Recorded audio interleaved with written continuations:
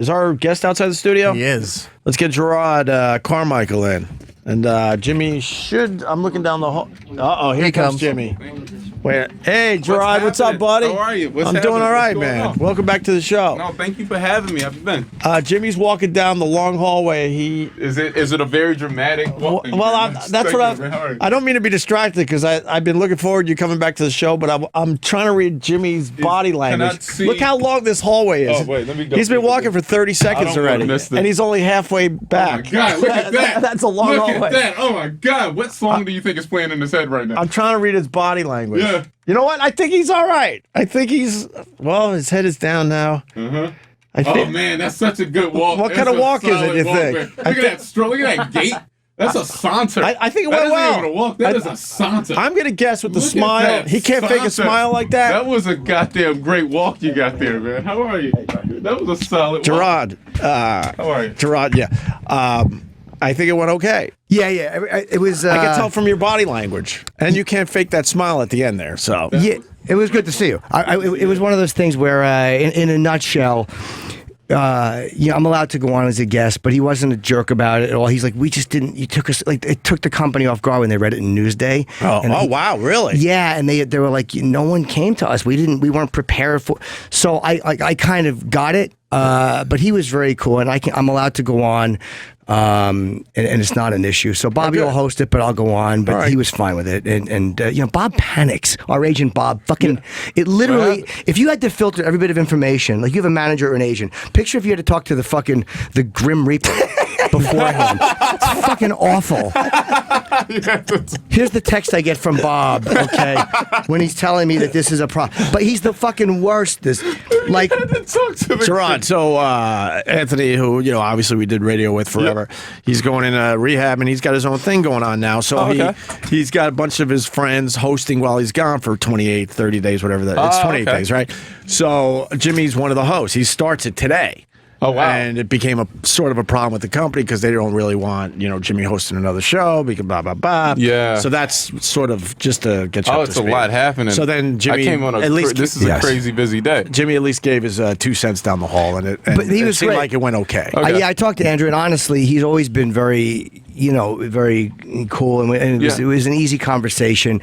I should have just, it's one of those things where I didn't anticipate it, but I should have went to them and go, look, I'm hosting this thing, and he would have been okay with it. Yeah. I just didn't occur to me. So Bobby will host it. I take partial responsibility for not actually talking to them first after talking to him and his take on it. But Bob, fucking Grim Reaper, call me. What the fuck? Are you a chick I fucked and the rubber broke? Texting me 3 weeks later? It's the worst. Call me. Oh my God. That's the worst thing anyone. Never say we need to talk. Oh, it's the Never say call me.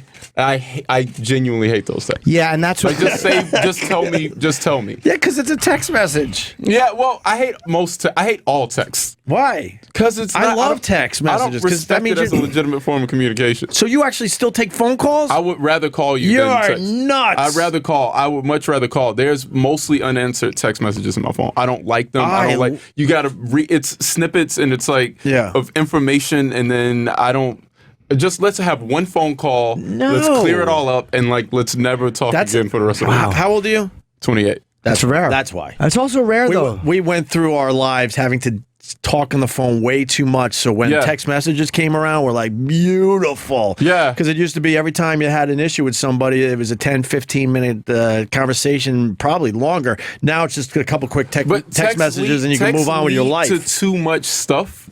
Like text lead to another text that leads to it's conversations that just don't end. It's like instead of having think about a text chain that you have, it lasts the entire week. You have a conversation all week. I don't want to talk to you all week. I want to talk to you for 5 minutes on Monday, and then let's not talk anymore. You got to learn the beauty of texting fuck off.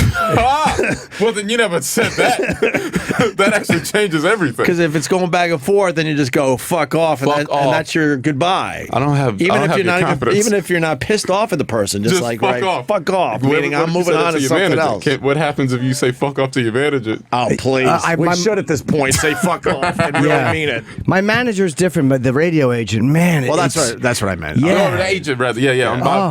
The agent. The worst. Jim.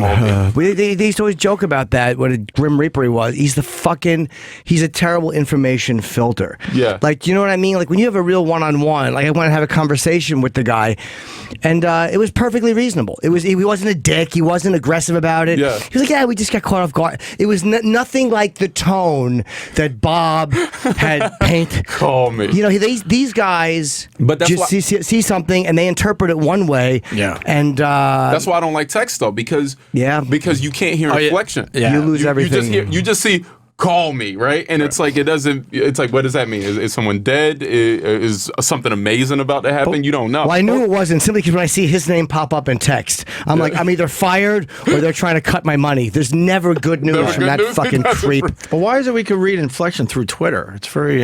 Yeah, that's true. That is true. Well, you know what's funny? Fuck off, you suck. I still have hope that maybe the inflection is wrong on that That's how you can tell if somebody's genuinely funny, if you can hear their voice in their tweet. Yeah, sure. Because it's like, oh, I could hear that. It comes to life. Yeah. But